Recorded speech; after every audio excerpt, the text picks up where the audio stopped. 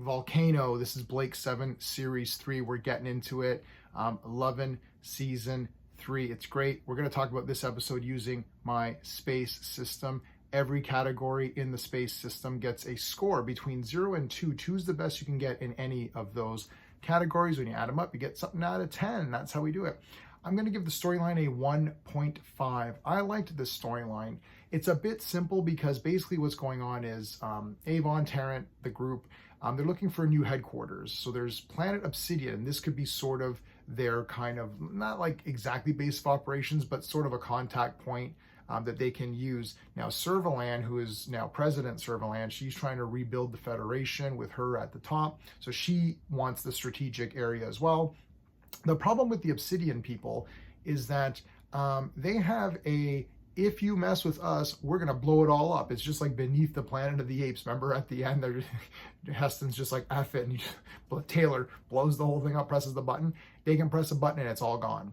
So you can't really do much. You can't intimidate them. They also don't get involved in wars. So they're pacifists. And they kind of, you can't really do anything. Like you're just kind of at their mercy. So it's either you just leave them alone or they just blow it all up.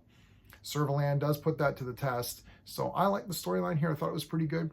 It's just slightly simple. Like, I mean, again, this is one of these episodes where they're just showing tactics of what Avon and his guys are doing. It doesn't really further anything because it all blows up anyway. But it's still a fun episode to watch. And I do like having the ideologies put to the test. Turns out Dana's father, Mellenby, or I can't remember his first name, but her dad has a contact with the actor who plays Alfred in the Batman series, the Tim Burton series. So it's great to see him. I forgot his name. Darn, I forgot his name. I should remember it. But anyways, I forgot his name. He's great in this. His son isn't a pacifist. He wants to make a deal, but who's he going to make it with? Servalan or Tarrant? We don't know. But anyway, I liked this one. I thought it was pretty cool.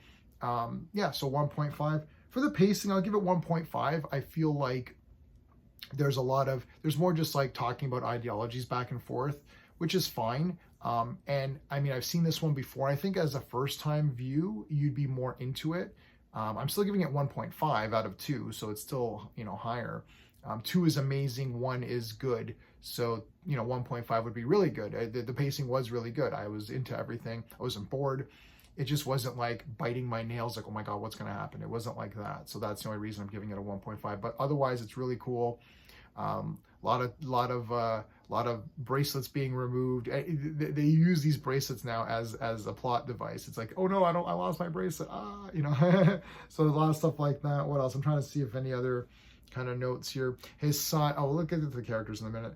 The artistry. I'm going to give the artistry a 2 out of 2 because again, with this show, I'm looking at it based on shows of the time, budgets that they had. I'm not comparing this to anything else other than itself. So it seems like they're doing more with the show. There's a guy that falls into the volcano, which is pretty beats. It's like, whoa, he fell in. You could do one of those shill videos. Oh. Or those I've watched for the first time watching Temple of Doom. Oh my God, the heart got ripped out. Oh, all that stuff. So that was pretty cool. There's some good space stuff, right? Yeah, I don't know. Like this show doesn't seem that bad in the arts department. I know that the Blu-rays are coming out and they're going to upgrade the effects. So I'm going to watch the upgraded effects. I want to see what they do. So I'm actually looking forward to seeing how they interpret the effects with modern technology. They did the same thing with Star Trek, and I actually thought it worked out pretty well because they didn't go crazy. They didn't turn it into like Star Wars or something. They just basically just enhanced what was there. It wasn't like George Lucas where they added 13 banthas and 50 Jawas or something. It was just like, they just fixed what was already there. They didn't add a bunch of more extra stuff that they didn't. So I think if it's done that way, it might turn out very good. So characters, a 2 out of 2. I'm looking at my notes, but why? I love the characters in Blake 7, especially Series 3. Tarrant is my second favorite, I think. This is my third time going through Blake 7. And I think Tarrant might be my second favorite character. Avon, of course, is the best character of all time. But like, man, he's so cool. and he's very determined to get stuff done. And I really like that about him. I'm trying to see what else I can tell you here. Enjoyment factor, I'm going to give you 1.5. I thought it was really cool. I liked, there's some pretty hardcore stuff, like when the guy kills his son for not going along with their ideologies. It's like, whoa, that was pretty intense. They capture they capture Callie at one point, so there's some tension there. You got to figure out what's going on with her. Yeah, I mean, some of the Federation guys teleport up to the Liberator. That's pretty neat as well. So overall, this is a really good episode.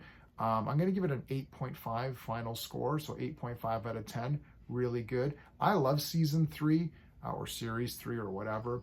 I also love series 4, so I'm kind of a Blake 7 shill at this point, where I just kind of pretty much love all of it. I'm trying to be a bit more, nitpicky here and there to give you a score, but honestly, I just love all the episodes. They're great. So that's it, everybody. Please check out the playlist and hit the like button and subscribe to the channel. That's it. Until next time.